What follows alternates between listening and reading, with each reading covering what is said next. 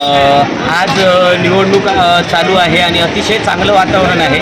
तुम्ही जर पाहिलात तर मतदारांमध्ये उत्साह आहे आणि जो विकास राणेसाहेबांच्या माध्यमातून आपण केला आहे त्या विकासासाठी लोक मतदार बाहेर पडलेले आहेत. कारण त्यांना आणखी भविष्यात विकास पाहिजे. पालकमंत्र्यांच्या नेतृत्वावर विश्वास ठेवून ही लोकं आपली कणकवली शहरातील जनता बाहेर पडलेली आहे. त्याच्यामुळे जास्तीचं मतदान या माझ्या नगराध्यक्षासह 17ही नगरसेवकांना होईल आणि कणकवली नगरपंचायतीवर भारतीय जनता पार्टीचा झेंडा फडकेल.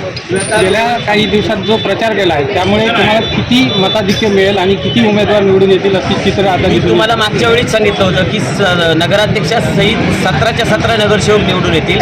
मताधिक्याचं मी तुम्हाला मागच्या वेळी बोललो होतो की नगराध्यक्ष म्हणून मला कमीत कमी 5,000 मतं पडतील आणि 5,000 क्रॉस करून मी पुढे जाणार आहे.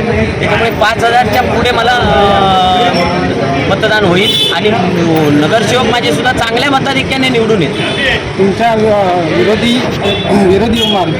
उमेदवार आहेत संदेश पारकर, ते आरोप करत आहेत की भ्रष्टाचाराच्या विरोधात मतदान करा, भयमुक्तसाठी मतदान करा.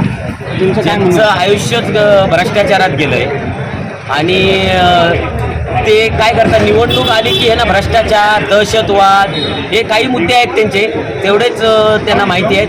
प्रत्येक निवडणुकीला सांगतायत ते उमेदवार की माझी शेवटची निवडणूक. मला वाटतं शेवटची निवडणूक कदाचित ते नगरसेवकाची लढतील भविष्यात आणि शेवटची निवडणुकीला त्यांचा येईल.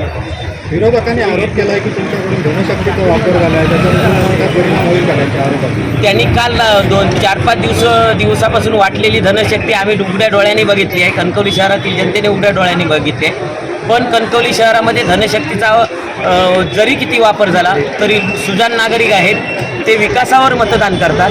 त्याच्यामुळे आजपर्यंतची परंपरा आहे 2008पासूनची की विकास हा मुद्दा डोळ्यासमोर ठेवून जनतेने कायम विकासाला मतदान केलेलं आहे.